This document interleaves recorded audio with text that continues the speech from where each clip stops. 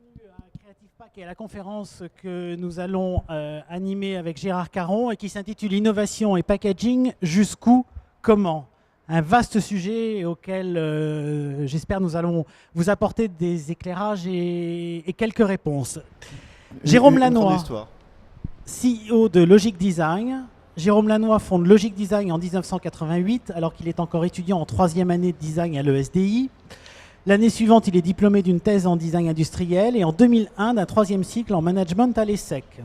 Jérôme a fait grandir son agence au fil des années en s'attachant de nouvelles expertises avec Logic Corporate, dédié au corporate, Logic Sélectif pour tout ce qui concerne l'univers de la cosmétique et une filiale tout récemment en Pologne, Logic Design Polska et deux nouveaux associés.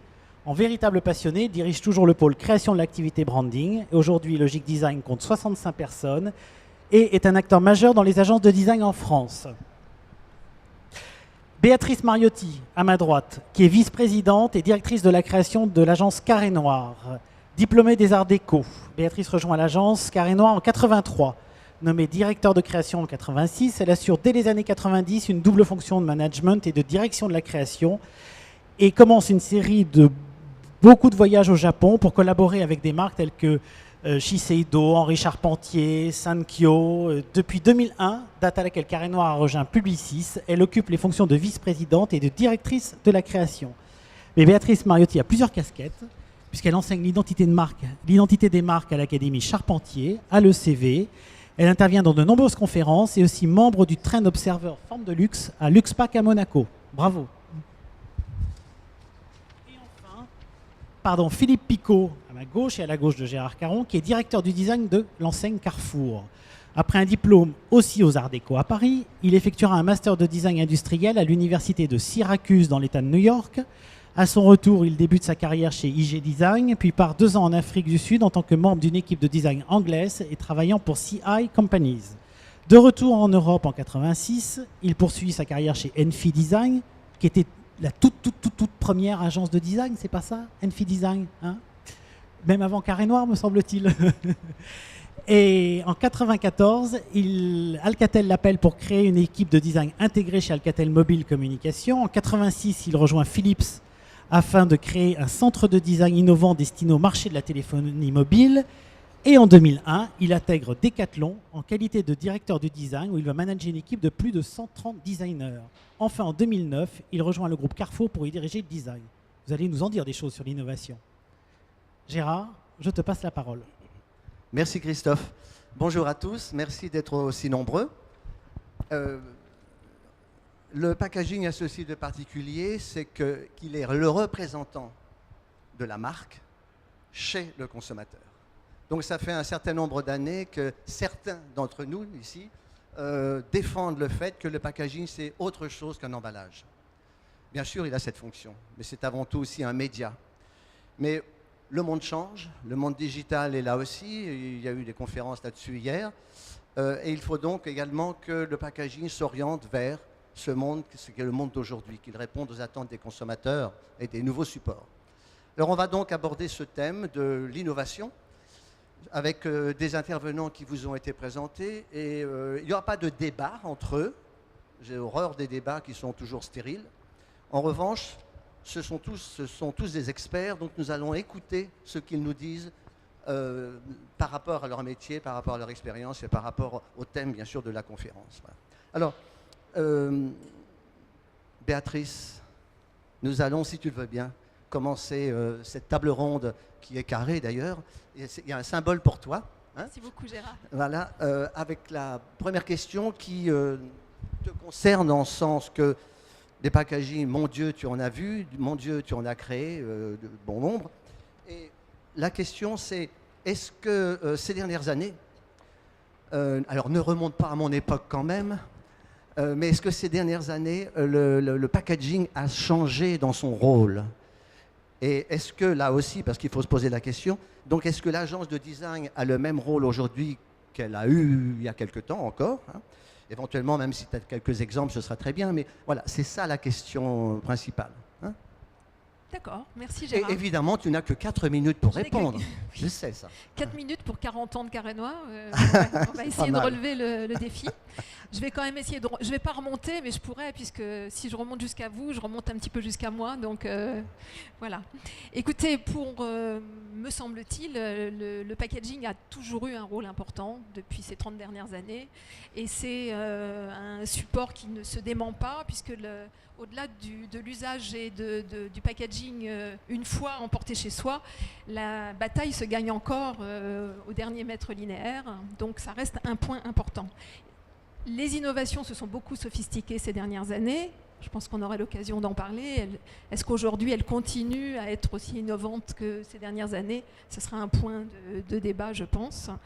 Le packaging est aussi très fortement questionné par les nouveaux modes de distribution, par la consommation, les modes d'usage, mais aussi questionné par les crises, questionné par la perte de confiance, questionné par l'internationalisation, le besoin de rationaliser aussi pour des raisons financières ou effectivement de périmètre Je géographique. pense aux grandes marques, là, évidemment. Je parle des grandes marques, Ouais, bien ouais. sûr, mais enfin une petite marque peut devenir... Bien sûr, bien sûr. On voit des grands succès, hein, on en connaît quelques-uns. On a vu ces dernières années des marques bio notamment, Michel et Augustin ou autres, qui sont, je pense, voués à un bel avenir et qui sait peut-être vraiment international. Alors, ces nouveaux questionnements, qui sont des questionnements plus de crise, hein, qui sont des questionnements liés à cette crise de confiance et à ces consommateurs citoyens, elles génèrent pour moi un changement de paradigme aussi dans la manière de gérer ce travail par les agences et dans la collaboration avec les agences. Pourquoi? Parce qu'autrefois nous étions sollicités très en aval, aujourd'hui nous sommes sollicités très en amont, c'est-à-dire impliqués très fortement dans la recherche d'innovation pour une raison toute simple. On pourrait dire enfin, non? Enfin, oui, enfin. Pour une raison toute simple, c'est que l'innovation d'usage n'est pas ou plus forcément la priorité ou pas ou plus forcément la seule réponse à apporter lorsqu'on pense packaging. On pense plus cycle de vie, on pense plus, le mot lien pour moi est un mot important, on pense plus à la manière d'innover, pas seulement sur la valeur d'usage du packaging, mais plus dans la manière dont il va aussi s'intégrer dans une chaîne de valeur. Il remonte beaucoup plus haut dans la chaîne de valeur des marques et du coup, il oblige les agences comme les nôtres à se réorganiser autour d'une structure de pensée et de compétences qui n'a plus grand-chose à voir avec celle que nous avons pu connaître il y a 25 ou 30 ans. Notamment avec la gestion de partenariats, qui sont des partenariats nécessaires autour de l'innovation industrielle, autour de l'éco-responsabilité. Nous avons en particulier chez Carré-Noir des partenariats avec des entreprises comme Biointelligence Service. De la vraie innovation, les gens sont prêts à ça. Ça, c'est des cycles qui sont longs. Il y a eu la Belle Époque, il y a eu les 30 Glorieuses. Aujourd'hui, on a une phase auquel les gens sont réceptifs. Alors évidemment, c'est dû un petit peu à cette morosité et à cette fin de cycle. Ça enclenche plusieurs grands courants, dont un qui, vous avez dû le remarquer, que moi j'appelle côté héritage, le retour en arrière, le retour à des choses qu'on connaît, à penser que nos grands-parents avaient une vie meilleure, nos parents aussi, etc. On retrouve même ça dans le retail design. Hein. On retrouve beaucoup ça dans le retail design, Mmh. notamment au Paint Award, il y avait beaucoup de choses là-dessus, à tous les niveaux. Et à côté de ça, on a la partie qui est innovation, avec toute la technologie, toutes les sciences. Il faut savoir que toutes ces sciences, c'est pas juste maintenant qu'elles arrivent. Il y a beaucoup qui étaient déjà là depuis 10 ans, mais l'acceptation de toutes ces sciences met toujours beaucoup de temps. Alors, par exemple, regardez la domotique, ça fait 15 ans qu'on nous en parle, mais il n'y a qu'aujourd'hui que ça arrive effectivement sur le marché. Dans le packaging, dans le packaging aussi, il se passe beaucoup de choses en ce moment. On en est au balbutiement. Alors c'est sûr qu'on parle de la NFC, Near Field Communication, des RFID, etc. C'est les balbutiements, surtout qu'effectivement, on a la technologie, mais aujourd'hui, on en fait quoi? Les contenus ne sont pas encore au niveau. Alors ça veut dire qu'effectivement, on peut savoir, si on revient à la domotique, qui peut être reliée demain au packaging, c'est savoir que son frigo est vide. Et du coup, c'est indiqué sur son smartphone. Et du coup, effectivement, après, on peut demain avoir des petites, comment ils appellent ça, des circuits électroniques, notamment par les technologies qui avancent très très vite, et qui permettent d'avoir des très bas coûts qui sont disposés sur des packaging, de directement les repérer avec son smartphone. Bon, tout ça, c'est des exemples, mais il faut savoir que c'est vraiment en ce moment que ça se passe et il ne faut pas hésiter à innover. Les gens sont réceptifs et ont envie de ça. Est-ce qu'ils sont prêts à accepter l'innovation de rupture? Est-ce que ça va jusque-là? Alors l'innovation de rupture, oui. On remarque aussi qu'il y a en ce moment pratiquement 3 produits sur 10 sont des produits qui n'existaient pas 10 ans auparavant. Donc on est vraiment... ça ne veut pas dire que tous vont marcher, mais c'est-à-dire qu'aujourd'hui les gens sont réceptifs et ils sont prêts à essayer quelque chose de nouveau. Toujours en se disant, ce que j'ai connu, c'est vrai qu'il y a des choses bien, mais à la fois la réponse elle est devant aussi. Donc il faut avancer. Alors aussi par rapport au packaging, quelque chose qui est très intéressant, c'est qu'aujourd'hui effectivement on pense le packaging 3D, mais demain c'est quand même de plus en plus de ventes qui se font via Internet. Donc il faut aussi imaginer comment on va rendre ce packaging sur de la 2D, donc sur la photo, sur un fond blanc. Ça c'est la première partie. Et aussi ce qu'on appelle le outboxing, c'est-à-dire qu'aujourd'hui on reçoit le paquet chez soi. Et donc ça devient aussi une cérémonie, de dire le packaging ou le grand paquet qui arrive chez soi. Vous pouvez regarder sur Internet le mot outboxing, il y a de nombreuses vidéos qui sont des gens qui ouvrent leur paquet parce qu'ils reçoivent une sorte de cadeau. Et ça, c'est très intéressant, de dire qu'il faut repenser le packaging pour les différents moments auxquels il peut être utilisé et les différents vecteurs. Merci Mathieu, c'est très intéressant ce regard rafraîchissant là. Ouais. Je me retourne vers toi, Jérôme. Jérôme, comme il a été dit, est donc le patron d'une grande agence de design.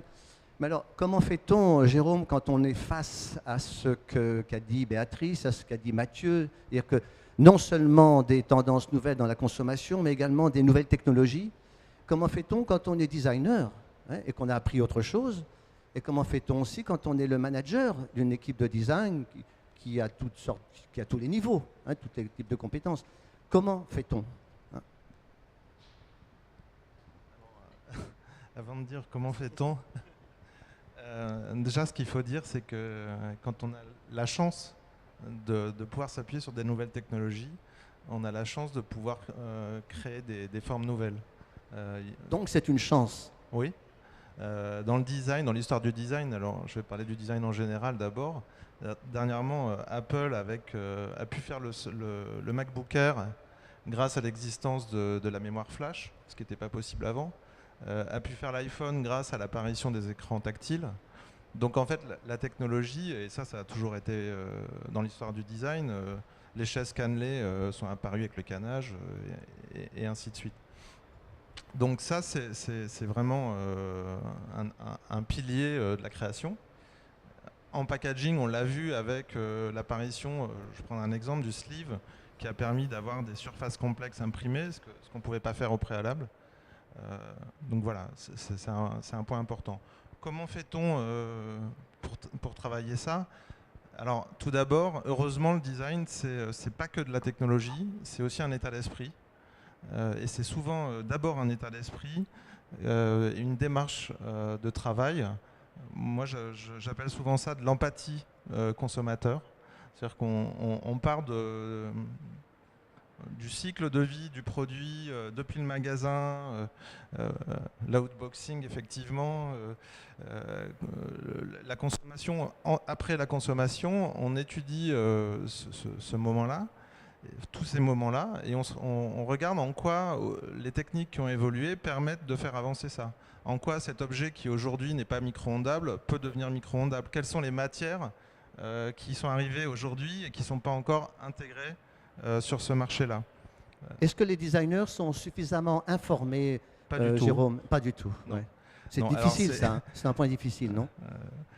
J'ai envie de dire, s'il y a des fabricants d'emballage ici, n'hésitez pas à nous contacter. Ça n'arrive jamais.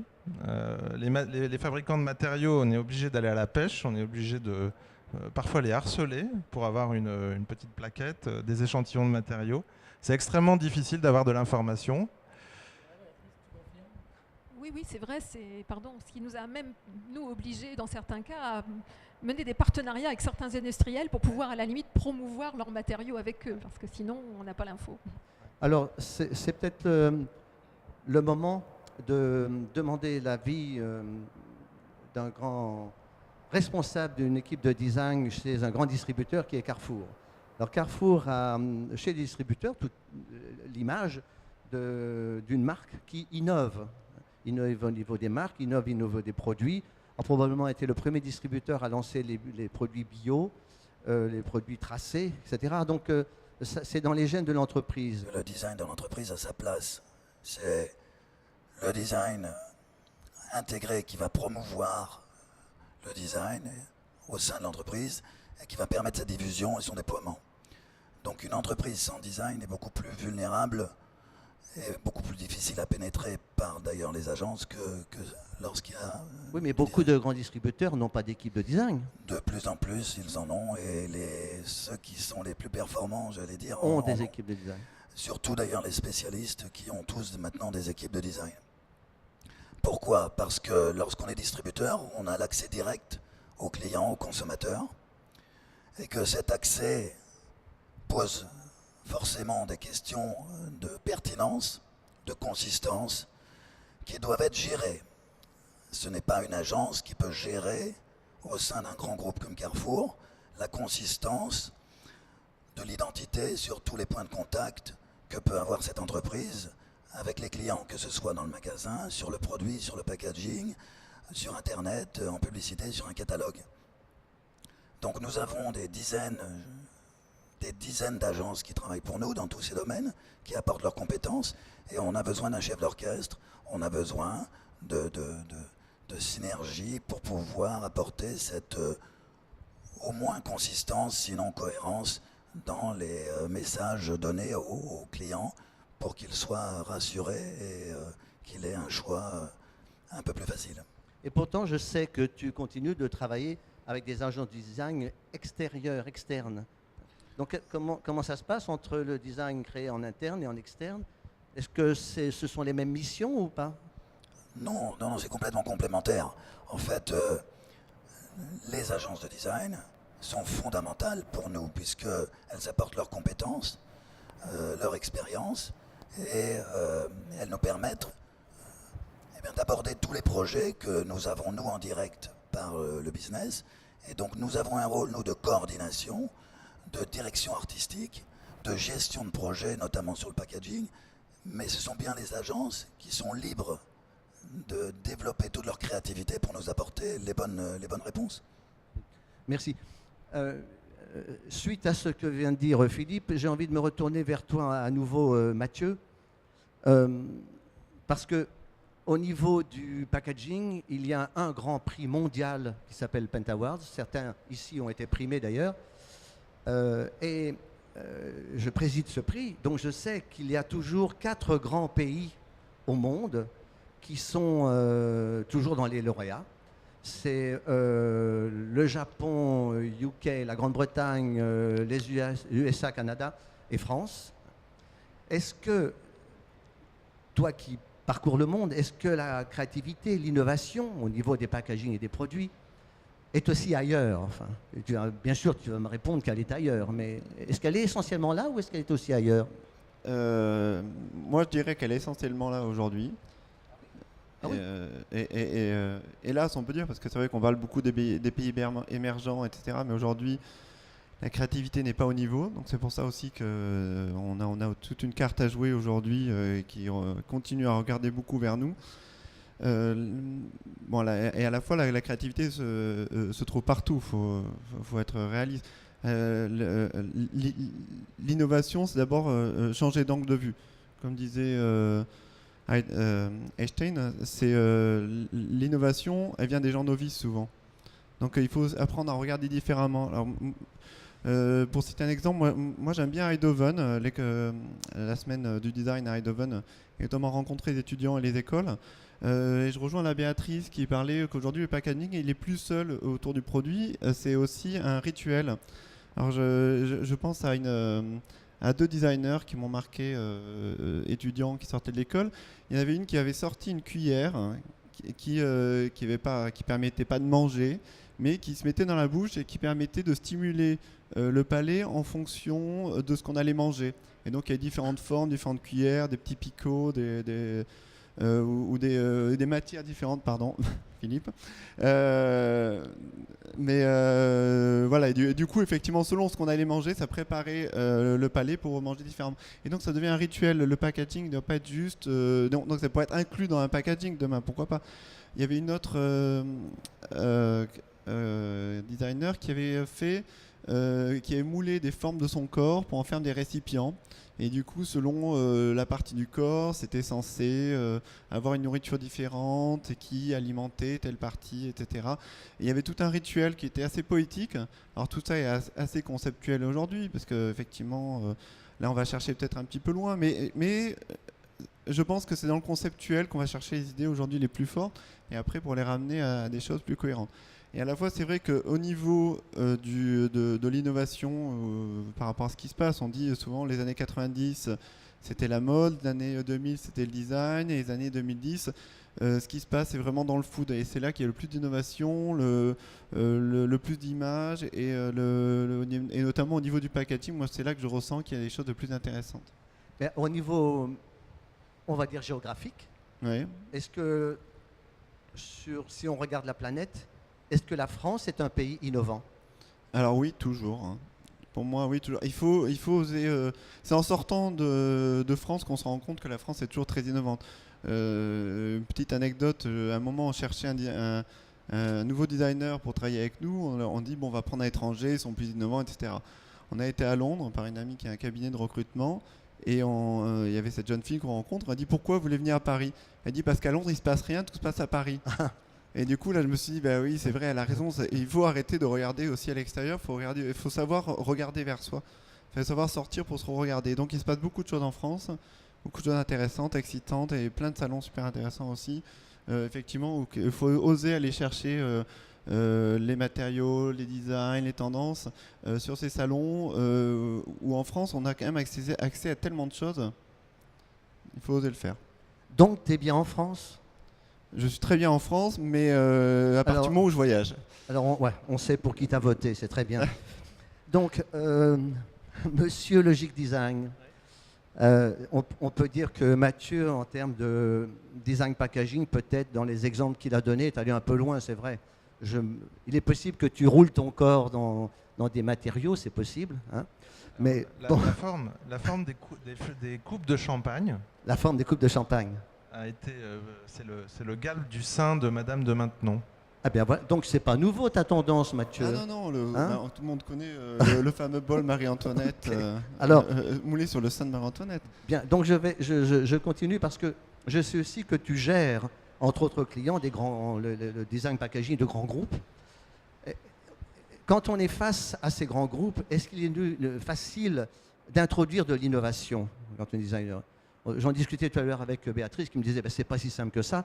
Mais toi, est-ce que tu as une expérience aussi qu'est-ce que tu as à dire là-dessus? Moi, ce que j'ai envie de dire, c'est que ça dépend de la relation qu'on a avec eux.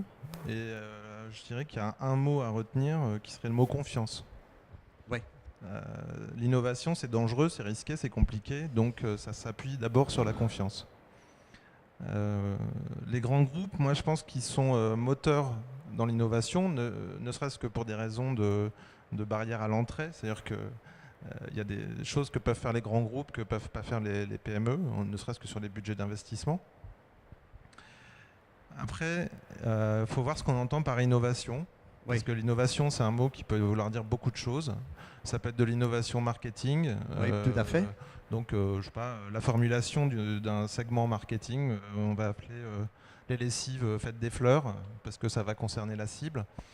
Mais ça peut aller jusqu'à un travail de fond qui peut mettre en place de nouvelles technologies d'emballage. Il y a quelques années, on a travaillé sur un projet qui s'appelle Naturness, où l'usine a été construite autour du projet, où la conception du produit, y compris la recette, tout a été assemblé de zéro. Ça, c'est quand même très difficile à faire au niveau européen quand on n'est pas un grand groupe. Oui. Mais lorsque tu as affaire à des équipes marketing dans la vie quotidienne de l'agence, Oui. Malgré la bonne volonté de ces équipes de marketing, souvent très orientées sur le marché, sans aucun doute, avec une certaine compétence, est-ce qu'elles ne sont pas aussi tributaires des hiérarchies de décision, et des pré-tests, post-tests, etc. Enfin, est-ce que c'est pas ça aussi la limite? Enfin, plus que ça, je dirais que c'est une question d'organisation du groupe. Ah oui. Il y a des, je vais prendre, il y a des groupes qui ont des pays stratégiques sur certains business et d'autres qui sont uniquement des zones de distribution. Donc là, si on est dans le pays dit stratégique, ben, tout est permis. Et puis si on est dans un pays strictement opérationnel, ça devient plus compliqué. Ah, intéressant. Il y a aussi des groupes qui ont des centres de recherche. Je pense à Nestlé qui a ce qu'on appelle les PTC, Product Technology, oui. quelque chose. Les choses, ça commence par un C, c'est bien. Donc là, ça devient difficile parfois de les concurrencer puisque le PTC, c'est gratuit. Puisque c'est dans les filles d'emblée de l'entreprise. Bon, ça peut être une complexité. Mais moi, je reviens à nouveau à cette relation de confiance. Quand on travaille avec des industriels depuis 10 ans, qu'on a eu certains succès, naturellement, sur des programmes d'innovation, ils viennent vers l'agence parce qu'elle connaît leur culture, elle connaît leur marque, elle connaît leurs consommateurs. Parce que quelquefois, on est à l'origine du projet. Oui. C'est à travers des réflexions et des discussions. Je parlais de Naturnest tout à l'heure. C'était au départ une discussion avec un chef de groupe qui dit ça serait quoi le petit pot dans quelques années si on devait repartir d'une page blanche. Donc l'agence, elle a aussi un rôle d'input en amont du projet. Bon, merci pour ces beaux exemples d'innovation produit packaging au fond. Tout ça est très lié. Béatrice, je pense que tu as écouté ce que nous a dit Philippe concernant le design, la distribution, en tant que responsable de la création d'une grande agence de design. Comment vois-tu la distribution en termes d'innovation? Parce qu'on pourrait penser que dans certains domaines, l'innovation vient des marques de distributeurs. Enfin, comment vois-tu cela de point de vue Je pense que Philippe serait plus habilité à répondre à ça, mais c'est vrai que non, c'est le point de vue d'une agence de design qui m'intéresse. C'est à moi de poser aussi. la question. Voilà. C'est vrai qu'il a souvent été reproché par le passé aux marques distributeurs d'être dans des postures en termes de création, packaging, un peu de MeToo. Ça faisait un peu partie du folklore général. Elle-même d'ailleurs reconnaissait pendant longtemps être un peu dans cette posture-là. C'est pas leur faire offense que de faire ce constat. Elle se contentait peut-être un petit peu trop de ça. Aujourd'hui, je crois qu'on est passé à une étape tout à fait différente. L'intégration d'un service comme celui qu'a décrit Philippe chez Carrefour en est la preuve. On a dépassé ce clivage et je pense que les marques distributeurs, en tout cas françaises, et aujourd'hui françaises avec un rayonnement international, ont compris, à l'instar des anglo-saxons, l'importance de cultiver leur identité de marque sur l'ensemble de leurs points de contact. Alors, pour autant, est-ce que l'innovation d'usage, c'est-à-dire effectivement un peu rupturiste telle que vous la décriviez, voire innovation d'usage en ajustement d'éléments d'usage, est-ce que c'est vraiment la priorité aujourd'hui pour une marque distributeur? Là, c'est Philippe qui pourra le dire. Moi, je ne suis pas complètement convaincue que ce soit ça la priorité. J'ai plus le sentiment qu'aujourd'hui, les marques distributeurs mettent la priorité sur, qui n'est pas incompatible, sur plus une innovation de l'information, sur une nouvelle manière de gérer le contrat d'engagement de la marque, et que sur ce plan-là, il y a autant à faire, si ce n'est plus, sur les produits et en périphérie, parce que je pense que le nerf de la guerre, au-delà de l'innovation d'usage, c'est vraiment cette innovation de l'information au sens large. Voilà. Oui, Philippe, je pense que tu as quelque chose à dire là aussi. Oui, tout à fait. Donc moi je rejoins Béatrice. Alors d'une part, le challenge pour les grands groupes, enfin en tout cas pour Carrefour, puisque Carrefour c'est quand même un deuxième groupe mondial, son innovation, c'est déjà l'évolution de sa marque ou de ses marques propres à un niveau des marques nationales. Donc ça c'est la première étape qu'il faut faire lorsque l'on crée plus de 12 000 références par an. Voilà, ça c'est le premier challenge. Donc on n'est pas comme une marque qui a une dizaine, une centaine de produits. On doit sortir énormément de références. Donc la première innovation, c'est justement d'élever le niveau du packaging au niveau des marques nationales. Ensuite, le propos concernant effectivement l'usage. Je pense qu'il faut faire la différence entre les produits alimentaires et les produits non alimentaires. dans les produits alimentaires, effectivement, je ne pense pas que la grande distribution va être forcément le challenger sur l'innovation dans le pack. Parce que c'est très compliqué d'attaquer un produit avec un industriel pour en faire, je ne sais pas, une aspérité qui ne sera pas forcément d'ailleurs reconnue. Donc l'information va être primordiale. Pourquoi? Parce que l'entreprise de distribution, elle a sa marque, son éthique, son action sociale à communiquer. Et donc l'information sur le produit et le service qui va en découler est extrêmement important. Donc la connectivité du packaging va être peut-être le challenge de demain, c'est-à-dire des packaging qui communiquent, hein, qui vous parlent et qui vous répondent. Sur le non-al, là par contre, on va appuyer sur l'usage. Pourquoi? Parce que dans ce cas-là, nous sommes dans la situation du vendeur silencieux par rapport à des spécialistes qui, eux, ont des vendeurs dans leur domaine et qui peuvent expliciter un produit. Nous n'avons pas ces forces de vente, donc notre packaging doit exprimer le sens et l'usage du produit, sachant que par rapport à l'alimentaire, le packaging du non-alimentaire est jeté après l'achat, ce qui n'est pas le cas dans l'alimentaire puisqu'il suit le produit jusqu'à sa consommation, que ce soit un pot de yaourt ou un sac de riz. Donc, on traite un peu différemment les deux sujets.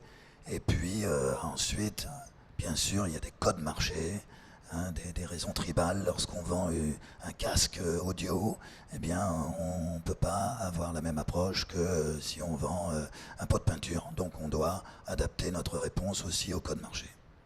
On peut dire aussi, me semble-t-il, Philippe, que si tu ne peux pas apporter une innovation très flagrante dans le domaine de l'alimentation, l'innovation que tu peux apporter dans le non-alimentaire peut rejaillir aussi sur l'image de l'enseigne. Et donc, parce que, il me semble aussi, je crois que c'est toi qui m'as dit ça lorsque je t'ai visité, tu m'as dit que on te demandait de créer des produits, pas simplement de les habiller, de les mettre à une marque, de faire un packaging, d'innover au niveau des produits. Ça, c'est quelque chose d'intéressant aussi. Autrement dit, tu continues aussi ce que tu savais faire très bien avant. J'espère, oui. Alors justement, quand on crée des produits nouveaux qui donc ont une innovation, une aspérité qui doit être comprise par le client, on est obligé d'adapter ce packaging. On ne peut plus être dans un packaging standard. Donc on est obligé de développer un packaging qui va communiquer ce que fait le produit, puisqu'on n'aura personne d'autre pour le communiquer. Ce qui n'est pas le cas lorsque vous avez un challenger qui lui vient avec un produit nouveau, et donc il va avoir un programme de communication derrière qui va supporter cette innovation. Donc notre packaging sur ces produits nouveaux doit être effectivement un packaging qui communique et qui exprime le produit tout en restant dans l'écosystème, encore une fois, de l'entreprise et de ses valeurs. Très bien. Merci, madame. Merci, messieurs. Nous avons appris beaucoup de choses. Christophe? Alors, en guise de conclusion, parce qu'il nous reste quelques minutes avant la fin de cette table ronde, je vais demander à chacun d'entre vous de me répondre en une phrase ou en quelques mots. Vous avez chacun 10 secondes. Quel est pour vous, qu'est-ce qui va caractériser l'innovation en packaging dans les années à venir? Et on va commencer par toi, Béatrice. Au regard de tout ce qui a été dit, et je pense que je l'ai évoqué en début, c'est le lien pour moi. Le lien, c'est-à-dire le lien dans l'écosystème, le lien avec le consommateur, les nouveaux liens de l'information, parce que pour moi, c'est vraiment ce cercle vertueux qui est le plus important, qu'il s'agisse du lien physique ou virtuel. Donc je dirais le lien, et je dirais avec un effet rebond, parce que je pense que tout le monde va vers ce nouveau lien, et qu'il faut déjà penser à ce qui va se passer quand tout le monde fera la même chose. Parce que malgré tout, il y a une tendance naturelle à l'accélération. Donc il faut penser au demain, pas au aujourd'hui, parce qu'on y est déjà. Merci. Donc c'est le lien, le mot qu'on retient. C'était un mot long, mais c'était un mot intéressant, oui, oui. Mais elle était dans les 10 secondes. À toi, Jérôme. Alors, je pense que c'est le lien aussi, et en particulier vers le mobile. Le lien vers le mobile? Mobile, oui, le lien entre le packaging et le mobile. puisque aujourd'hui c'est un peu la crise du logement sur les packaging. Il y a souvent des informations qu'on a besoin d'expliquer ou des innovations qu'on a besoin d'expliquer et le packaging ne le permet pas. Le mobile, c'est la 4e dimension, donc c'est la possibilité de compléter. J'aime bien la crise du logement, ça c'est bien ça, oui. J'ai un vœu pieux aussi sur l'innovation. C'est le moment d'exprimer. Je pense que l'innovation, c'est le meilleur moyen de positionner une marque. Et que c'est un outil de communication extrêmement puissant et que c'est pas souvent compris comme tel. Et je pense qu'il faut concevoir l'innovation en partant de la marque et non pas en partant de l'usine. Jolie conclusion. Merci Jérôme. Nous allons retenir cela. Mathieu? Alors moi j'aurais mis 3 points si je peux me permettre. En fait effectivement la partie mobile et digitale qui est vraiment le nouveau continent à explorer et on n'en est qu'au début. On est vraiment à la préhistoire du web à tous les niveaux. Donc là il faut y aller vraiment. Le deuxième point qui est la technologie. Comme on disait, il y a les nouveaux matériaux mais il y a aussi les imprimantes 3D qui font une vraie révolution. Qui permettent de faire des nouveaux matériaux et des nouveaux packaging qu'on ne pouvait pas faire avant. Et la partie qui est déjà en cours, qui est la partie environnement, effectivement, qui est de plus en plus indispensable et qui nécessite vraiment de l'innovation, comme disait Jérôme tout à l'heure. Merci Mathieu, tu n'as pas dépassé les 10 secondes. Philippe? Donc moi j'en avais 3 qu'on en a rejoint certains. En 10 secondes aussi. Le développement durable, bien sûr. Alors moi je vois le service grâce à la connectivité, donc la connectivité vers le service, c'est-à-dire tout ce qui est communauté notamment. Et le troisième dont on n'a pas parlé par contre, c'est l'honnêteté de la promesse et son expression. L'éthique, mais l'honnêteté du produit même. Ah, l'honnêteté du produit. Oui. Vis-à-vis de la marque et vis-à-vis des consommateurs. Vis-à-vis des consommateurs, entre la marque et le consommateur, c'est cette relation qu'il va falloir rendre plus honnête. C'est pas mal, Christophe, de terminer sur le mot honnêteté, non? Oui, je trouve. Mais avant de terminer, on va peut-être savoir s'il y a des questions dans la salle. Je crois qu'on a encore... On a 1 minute. 1 minute. Enfin. Vous savez tout? Merci donc à tous. tous. Tout était clair? Merci d'être venus si nombreux et merci à nos intervenants. Oui. Et c'était une jolie réflexion sur l'innovation. Merci Christophe. Merci Gérard. Merci.